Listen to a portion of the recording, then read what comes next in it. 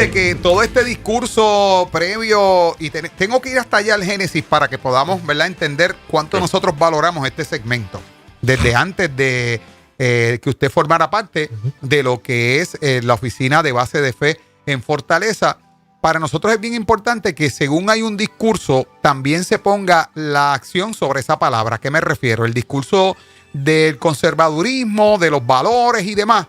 Si no se hubiese establecido de forma correcta una oficina de base de fe en Fortaleza, hubiese sido un discurso que se quedó en discurso. Pero qué bueno que se puso la acción sobre la palabra, que existe una oficina de base de fe, que hemos sido convocados a diferentes eventos que desde Fortaleza se están llevando a cabo. Vamos a hablar un poco de eso, vamos a hablar de esa actividad de la oficina de base de fe y lo que han estado llevando a cabo en estos últimos días y últimos meses.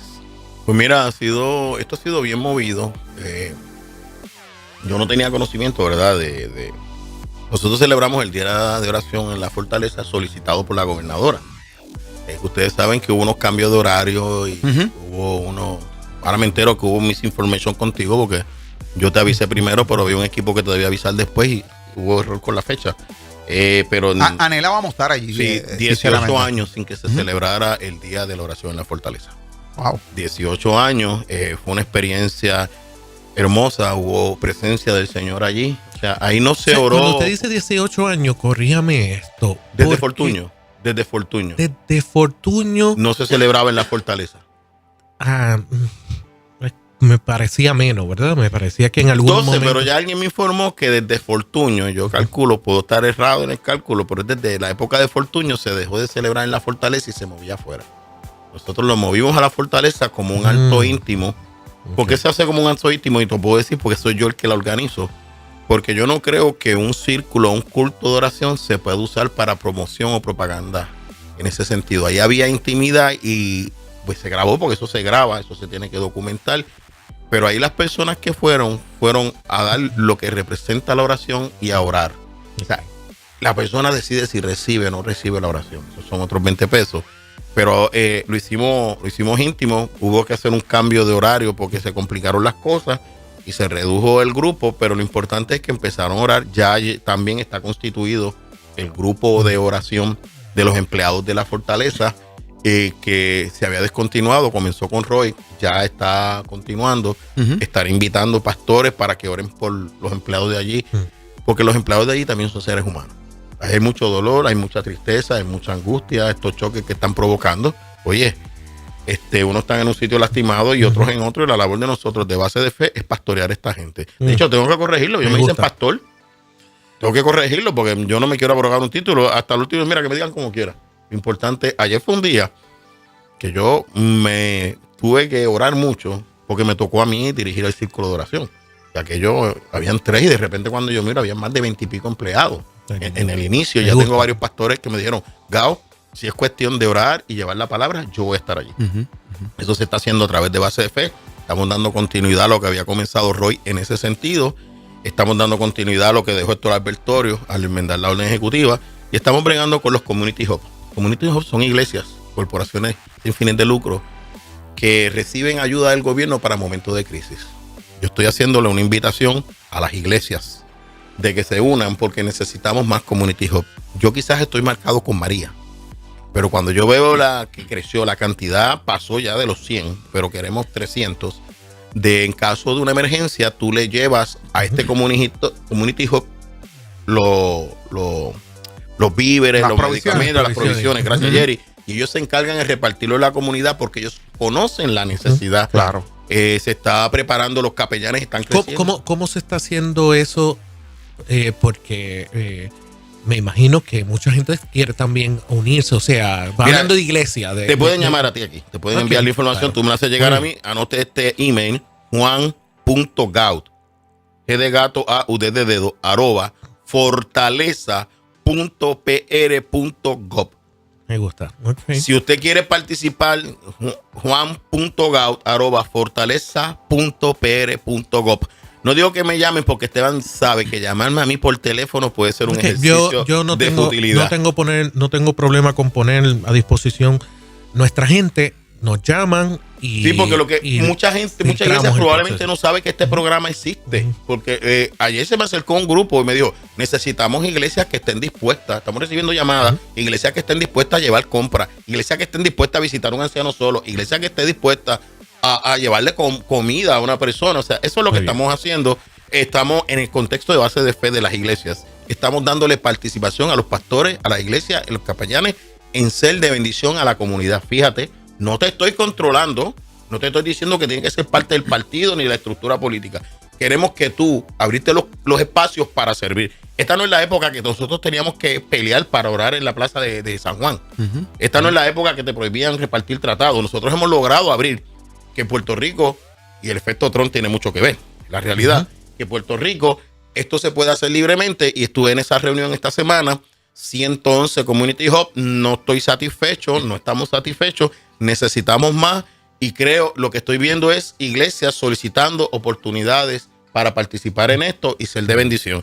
Digo, a mí me marcó María, si viene un María, eso no nos da, pero a mí me encantaría que también está la ley que las iglesias son la primera línea de emergencia. Eso también se está implementando. Vamos a trabajar en conjunto con municipios, con la agencia de emergencia. Se nos fue el comisionado de seguridad, nos nombraron el Departamento de Estado, pero está el señor Jiménez aquí en manejo de emergencia en la ruta de Caguas, la vieja. Estamos trabajando esto en conjunto, estamos bregando con los capellanes. Prontamente estaremos dándole capacitación a los capellanes en manejo de emergencias. Nosotros tenemos muchos capellanes que son muy buenos en los hospitales, son muy buenos visitando la iglesia, pero si viene una emergencia, nosotros los vamos a necesitar. A mí me ocupa algo, licenciado, y es que bueno, no sé que si usted menciona. Sí. Y en términos de María, nosotros vemos las emergencias únicamente por lo que pasamos. Sí.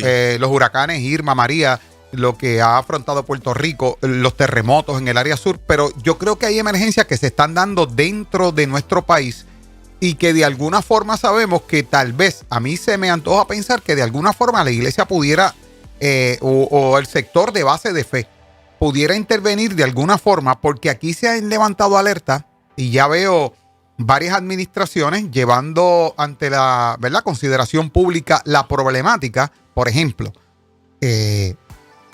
yo no puedo procesar que ya vamos casi para 8 años hablando de que los adultos mayores están siendo abandonados en el hospital.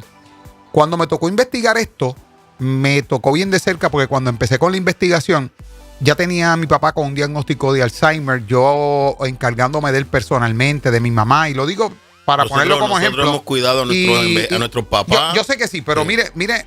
Pero lo que tú dices, hay gente que lo suelta en el hospital y se va. Y yo he renunciado a todo en muchas instancias y a mucha satisfacción. Le doy gloria a Dios por esa oportunidad que me dio de encargarme de ellos.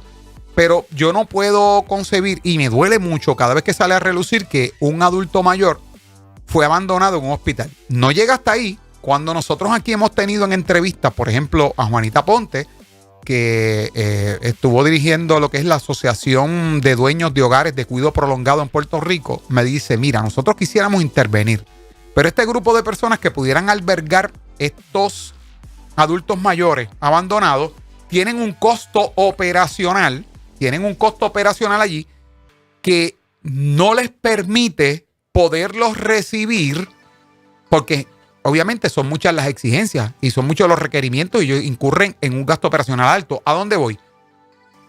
Desde base de fe, ayuda comunitaria, ¿puede haber algún tipo de programa de prevención? Porque cuando el departamento, y esto dicho por Juanita Ponte, no me lo estoy inventando yo, y otros entes que bregan con este sector, cuando el departamento de la familia, dentro de todo el protocolo que hay que realizar, llega a darle reubicación, en muchas instancias el adulto mayor falleció abandonado en el hospital. Cuando ya se logra buscarle un espacio. Jerry, ese problema no me había sido traído, porque como hay una oficina de procurador, pero ya en Fortaleza está funcionando la oficina de servicio de la comunidad y estamos hablando. Yo te llamo después para que nos sentemos y me dé detalles. Me gustaría trabajar. Entonces, yo lo que estoy tratando es establecer red de servicios ya existentes. A mí me interesa. Porque ahí las oficinas de base de fe nos pueden ayudar el departamento de la familia, pero si cada cual. Mira, hay algo que está pasando en Estados Unidos. Tú te estás viendo lo bien que están corriendo las investigaciones criminales en Estados Unidos, porque todas las agencias están trabajando en conjunto. Nosotros tenemos que empezar también a trabajar que nuestras agencias trabajen en conjunto. que hayan equipo de trabajo. Por eso están los coordinadores de base de fe que ya empezaron a nombrarse. Con lo que tú me estás diciendo, yo tengo que ver de las agencias que tienen que ver con esto, quién es mi coordinador de base de fe, y vamos entonces a aligerar estos programas, porque esa es la ley. Y la ley dice que tienes que también abrir esos espacios para la iglesia y para las corporaciones. Por eso es la importancia de la ley. Le voy a mencionar algo. O sea, está el procurador del anciano, si me no equivoco, está el departamento de la familia, probablemente esté envuelto ANSCA también, porque hay problemas mentales. Y qué bueno, ¿verdad? Que hay una nueva administración, vamos a ver cómo trabaja, porque las veces que hemos tenido que levantar la mano y buscar la ayuda de la oficina de la Procuraduría del Envejeciente, eso prácticamente, mi experiencia personal, aquí no estoy, yo hago el disclaimer, mi experiencia personal, en términos de necesidad por haber bregado con 2 adultos mayores, mi mamá de 92, mi papá de 98, ya partieron con el Señor, y lo que he escuchado de otras personas, eso prácticamente en un momento en el pasado, eso era prácticamente nulo. Buscar ayuda. No iban a nombrar una nueva. Hay nombrado una persona. Esperamos que eso tenga la funcionalidad, porque me parece que de alguna forma. Lo que tenemos que hacer es coordinar una reunión. Bueno, esa reunión la podemos tener. Yo en mi carácter personal, porque Inspira tiene un departamento misionero con una persona a cargo que estamos atendiendo necesidades. Pero en adición a esto, que es bien importante, y mucha gente no sabe que en Inspira estamos activados en términos de esta labor misionera en la calle, directo. Estamos vinculados con esto. Esto no es únicamente al micrófono, a la cámara, vernos lindos, escucharnos bien. Es que se está haciendo, aquí se está trabajando con ahínco, con esfuerzo, para buscar un bienestar y bendecir a nuestra gente. En mi carácter personal, sin ningún interés económico, yo me pongo a la disponibilidad de ayudar a 2 adultos mayores. Me identifico con esa causa. Y quiero aclarar, a mí no me gusta decir cosas que no se están haciendo. Es la primera vez que se me trae ese problema desde la perspectiva de base de fe. Tenemos que empezar a caminar, tenemos que montar esto, tenemos que orar, estamos bregando con estructuras de poder en los aires que no quieren que se den unos servicios, y yo puedo empezar a moverme. O sea, yo ayer estuve haciendo unas llamadas, porque también nosotros no hemos sido sabios, Esteban. Sí. Nosotros no tenemos un directorio de servicios de las iglesias que yo pueda decir, tú necesitas una compra, en tu pueblo está disponible esto. Tú necesitas ayuda con los ancianos, en tu pueblo está disponible eso. Sí. Y eso lo queremos trabajar. Eso no lo vamos a lograr en 4 años, pero la génesis la podemos sembrar. Si nos unimos, lo logramos. Yo tengo la estructura, ¿sabes?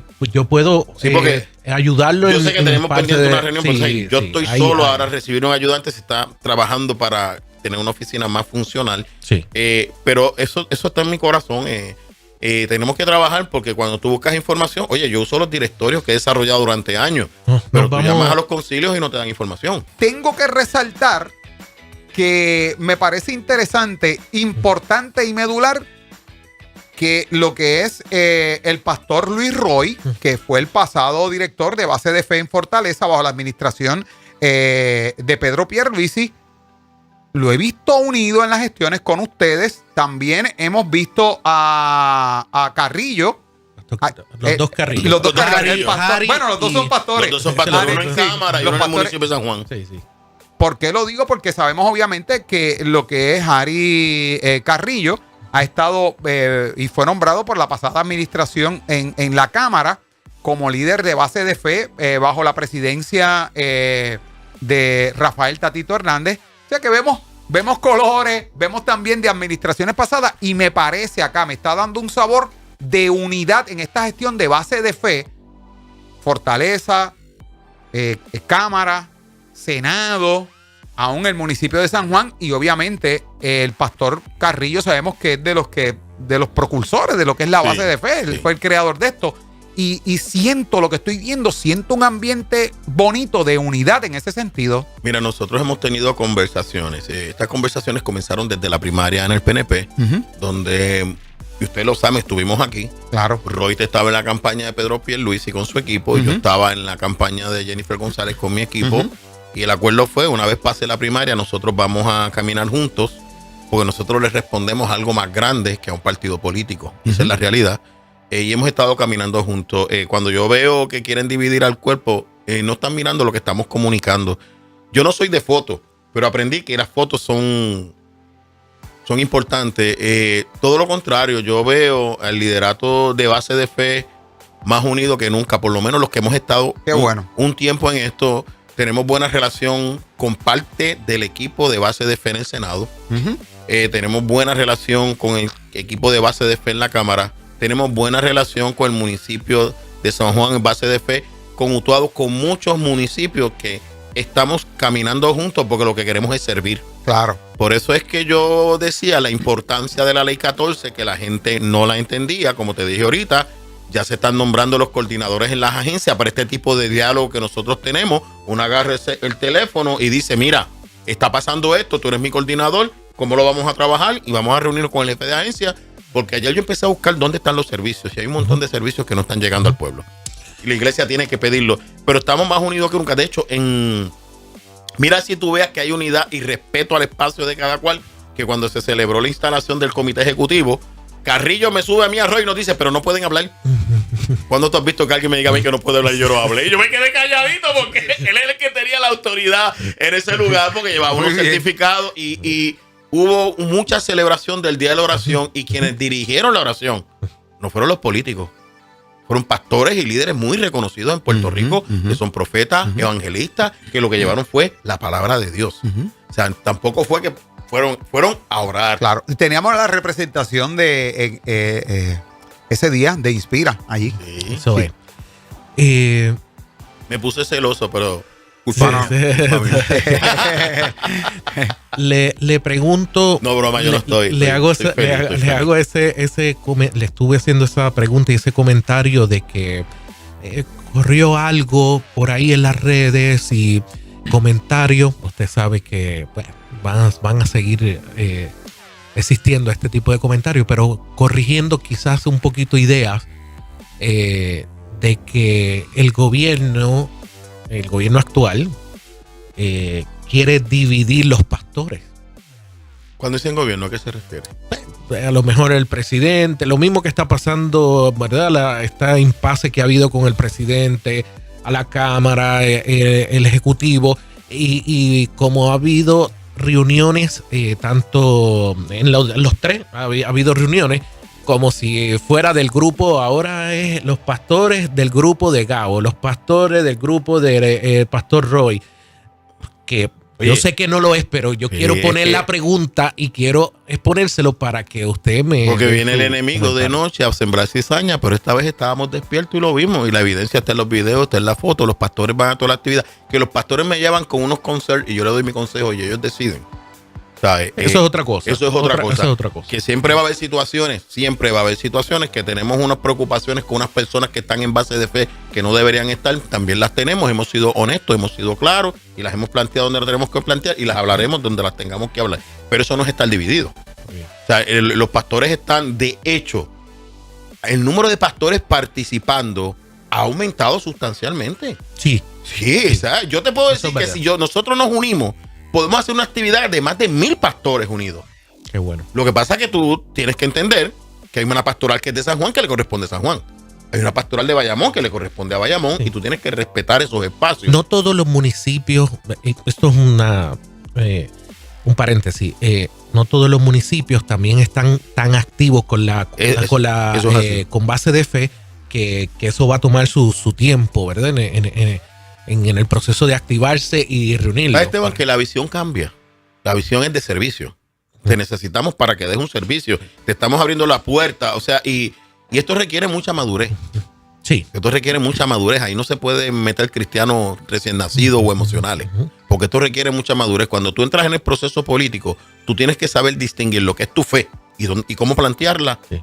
Y la oportunidad que tú tienes de influenciar en el gobierno para llevar un servicio, para que tus profesionales puedan entrar a dar unos servicios. Exacto. Que la iglesia pueda entrar a unos servicios. Oye, yo llevé una lucha de 26 años contra una persecución religiosa. Es la primera vez en más de 26 años que nosotros tenemos gobiernos en los Estados Unidos y en Puerto Rico que nos están ayudando a predicar el evangelio, ponerlo por obra. O sea, en las redes es un mamey. Tuviste el pensamiento que yo puse hoy. O sea, nosotros tenemos como... Eso podría hablártelo, Peter, pero estoy convencido que es lo correcto. Nosotros tenemos un síndrome de narcisismo que quiere establecer lo que es la moral. Y eso nos está haciendo mucho daño en las redes. Lo que pasa es que yo no funciono a base de las redes, pero estoy pendiente de las redes.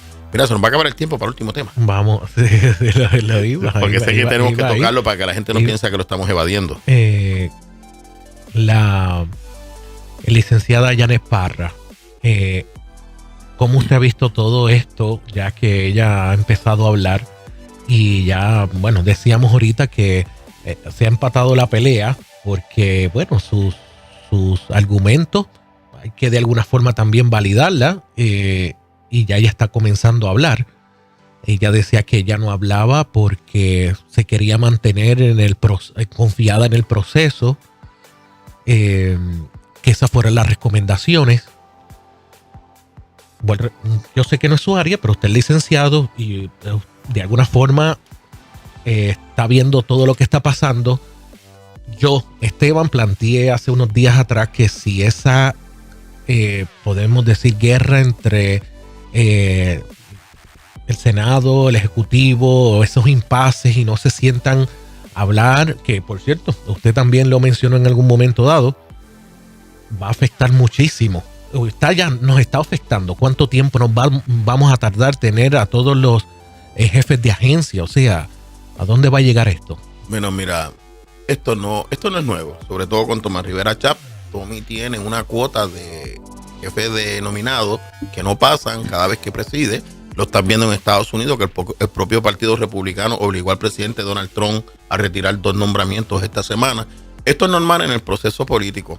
En el caso de Yanes Parra, yo tengo que tener cuidado porque me enteré que en algún momento determinado yo tuve contacto con el caso legal. Okay. Hablé con la persona y me dio los linderos. Pero este caso se llevó a vista de nuevo juicio con esa evidencia. Y por motivos legales se declaró no al lugar la moción de nuevo juicio. O sea que esto ya se había llevado al tribunal. ¿Qué se había llevado? Esta evidencia que está corriendo. Lo del audio. De la grabación que existía, el testigo estaba disponible, pero yo decía, la grabación es inadmisible, no me sirve para nada como abogado. Okay. Si el testigo estaba disponible, había una declaración jurada que se guardó en una bóveda, que entiendo que es un error jurídico del juez que lo tomó, pero esta evidencia sí se evaluó. Hubo un informe del NIE diciendo que la escena había sido alterada. Del negociado de investigaciones especiales. Y este muchacho está hoy en la calle, y aquí yo voy a pedir que seamos prudentes. Este joven ha iniciado una nueva vida, dejando todo esto atrás. Y ahora todo esto ha salido a la luz y está afectando esa vida. Está afectando esa vida y nosotros tenemos que saber la guerra, pero tenemos que ser pastorales. Porque este muchacho ha revivido todo ese pasado y fueron abogados cristianos quienes los ayudaron a salir de la cárcel. O sea, por eso le comenté a uno, no hable de este caso que usted no sabe lo que está diciendo, aquí hay muchas cosas envueltas. Yo creo que ayer a mí me llama la atención porque rápido dice, no, ella es una mentirosa. Ese es el argumento básico cuando tú quieres destruir la credibilidad de una persona. Pero tú puedes ser falso in unus, no es falso in unibus. Tú puedes decir una mentira aquí y en otra decir la verdad, pero el que esté libre de pecado que tire la primera piedra. Ella ayer dijo, y yo no lo sabía porque yo no estoy bregando con esto, yo entro a averiguar porque sé que tú me vas a preguntar, Esteban me va a preguntar y yo no puedo evadir el tema. Se me dio permiso a expresarme. Y en ese caso particular, ¿por qué esto no se llevó a las vistas de confirmación si esto hubo un juicio en el tribunal? Esto se llevó en los tribunales. Ricardo Rosselló conmutó sentencia a la luz de esta evidencia y se trae ahora. Entonces, ayer cuando me llaman y veo hoy en las redes, ella dijo que las personas que la estaban asesorando eran 2 asesores legales del Senado y que ya no necesitaba un requerimiento de información porque tanto el presidente del Senado como Carmelo le habían dicho quién fue el juez y el fiscal que habían ido a hablar en contra de ella. Entonces tú te quedas, ¿está diciendo la verdad o no está diciendo la verdad? La gobernadora dijo lo que tenía que decir y esto lo dejo aquí y sigo hacia adelante, dice la gobernadora. No sé si Tomás Rivera Chats reaccionará o no reaccionará, pero a mí ella tiene un punto y yo lo valido. Si esto no se discutió en la comisión de nombramiento, si es cierto que le dijeron personas del Senado y asesores, mantente en silencio, entonces a ella está diciendo algo muy interesante. ¿Por qué no me llevaste a una comisión total? Tú sabes la postura mía con la comisión total, la tuve en el otro programa. Yo creo que eso fue totalmente contraproducente. Tanto la de Víctor Ramos como la de Verónica Ferrayoli para mí fueron contraproducentes. ¿Por qué no se llevó a una comisión total? Porque veo que sí se puso en un comunicado que esto se tomó en cuenta por los senadores al momento de decidir cómo iban a votar. Pues entonces el proceso de confirmación en el Senado fue deficiente, porque esto no se discutió en la vista. Tenías que haber hecho una vista para llevarlo. ¿Y qué tú te haces si ella te dice, Es que aquí esto se llevó a juicio y un juez emitió un fallo, esté de acuerdo o no esté de acuerdo en él, son otros 20 pesos. Por eso yo dije, la persona que fue a la radio a hablar, esas personas estuvieron disponibles como testigos. Me dijeron, sí, pues entonces yo no tengo problema. O sea, lo que pasa es que en ese momento yo digo, espérate, ¿hasta dónde yo participé en esto?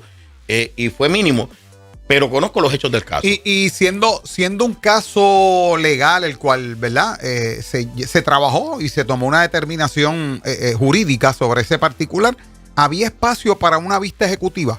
O sea, y cuando digo vista ejecutiva, para explicarle a nuestra audiencia, una vista ejecutiva es una vista privada donde entran los legisladores y la persona no está abierta al público. Te estoy dando una palabra clave, pero no la cogiste.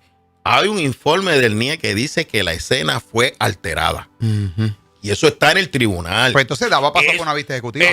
Pudieron haber buscado ese informe y traerlo, porque si la escena está alterada, la fiscal no estaba en la escena. Si ya esto lo tramitó un tribunal, entonces tú tienes que ir un poquito más arriba. Yo entiendo que Yanes Parra fue un chivo expiatorio.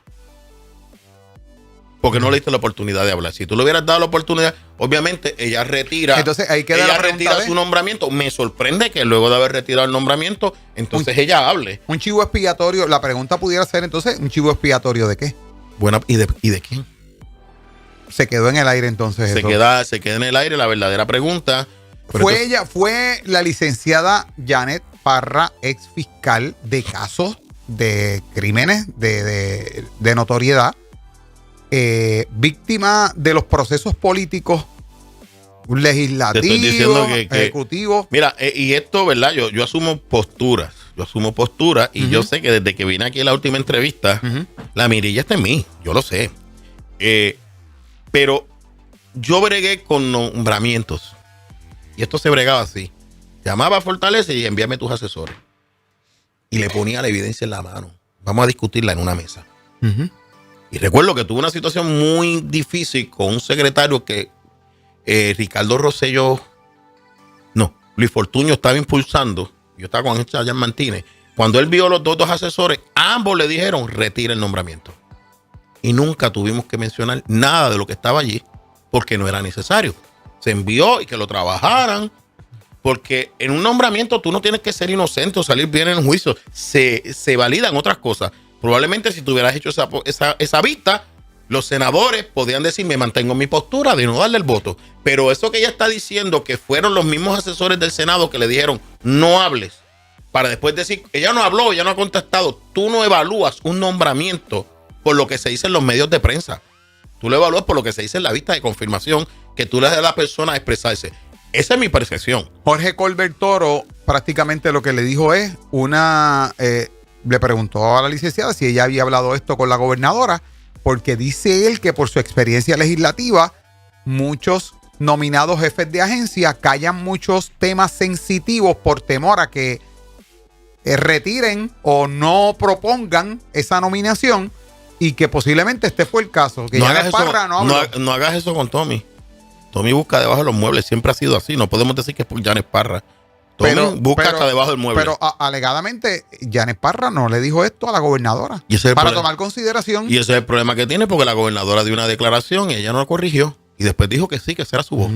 Y eso también crea malestar, porque entonces no me estás dando la información correcta. Pero ella está diciendo, no lo dije porque me dijeron que no hablara. Oye, pero es que tú eres nominada del Ejecutivo, no del Senado. Tú me tienes que dar la información. Pero a mí me está llevando a pensar entonces lo que usted nos explica sobre la parte jurídica, que aquí una vista pública no cabía entonces por la sensitividad de las determinaciones legales, pero sí una ejecutiva. Por eso le pregunto. Por eso es que te digo, ¿por qué si esto fue al tribunal y hubo una conmutación de sentencia, que hubo un proceso judicial completo donde ella se dijo que no, esa evidencia no generaba un nuevo juicio? ¿Correcta o no correcta la determinación?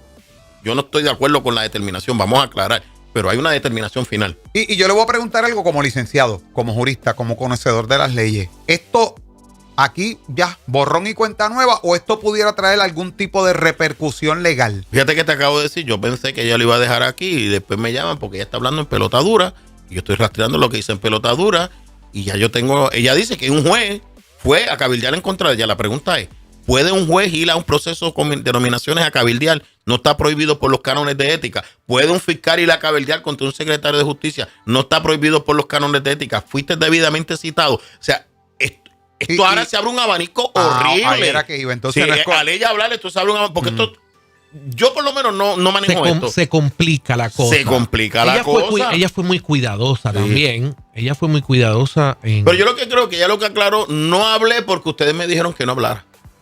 Y yo no hice esto porque ustedes me llamaron y me lo dijeron a mí. Y eso es normal. Tú te tienes que comunicar con la nómina y decirle, mira, aquí me llegó esta información sobre ti. Pero entonces tú tienes que activar el proceso legislativo porque tú lo que haces es investigando. Y el poder de la legislatura para investigar es sumamente amplio. Es sumamente amplio. Te estoy diciendo que yo hice investigaciones, que yo lo que tenía que hacer era pedir documentos. Y los asesores de Fortaleza venían y decían, esto es lo que tenemos, tú decides si lo dejas o no lo dejas. Y se acababa el asunto. Se perdió una buena secretaria de justicia. Bueno, te diré que no vi en todo esto, no vi ni un solo planteamiento que en el periodo que ella ejerció como secretaria de justicia lo hubiera hecho mal. Que entonces sería lo próximo. Nombrar un secretario de justicia. Alguien que esté dispuesto a que la tiren a ser destruida en los medios sin oportunidad de defenderse. Esa es mi postura. Eso no está fácil. Déjenlo hablar, llévenlo y hagan una ejecutiva y hablen. ¿Saben? Esto quedó feo. Y ella es una persona que tuvo una experiencia reciente con el Señor.